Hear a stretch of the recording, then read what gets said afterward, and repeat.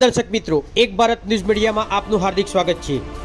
મોડાસા તાલુકાના આનંદપુરા કંપા ગામમાં 54 વર્ષ પછી ઐતિહાસિક શ્રી રામચરિત માનસ કથાનું ભવ્ય આયોજન કરાયું। તારીખ 6ના રોજ કથાનો ત્રીજો દિવસ હતો। દિવસે મહામંડલેશ્વર સ્વામી જનાર્દન હરિજી મહારાજના દિવ્ય રસિકવાણીથી સીતા સ્વયંવર સાથે લગ્ન પણ યોજાયા હતા। પરિવાર સાથે રામ સીતાની જોડી બનાવાઈ અને साचा अर्थ में सनातन धर्म की आस्था साथे खरेखर साचा लग्न योजवामां आव्या। रामचरित मानसना पात्रों की वेशभूषा जोई वातावरण खूब भक्तिमय थई गयुं हतुं। अलग अलग राजाओं धनुष्य उठावा गया हता। खुद रावण पण धनुष्य उपाड़ी शक्यो नहीं। राम आव्या अने धनुष्य उपाड़ी लीधुं हतुं। ते दृश्य जोईने भक्तों खुशीथी रामनो जयघोष कर्यो हतो।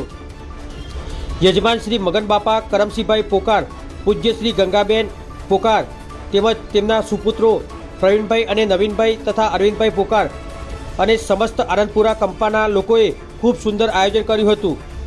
અયોધ્યાની ઝાંખી સાથેના ગેટ જોઈ જાણે કોઈ અયોધ્યા આવ્યા હોય તેવું ભક્તિમય વાતાવરણ ઊભું કર્યું હતું।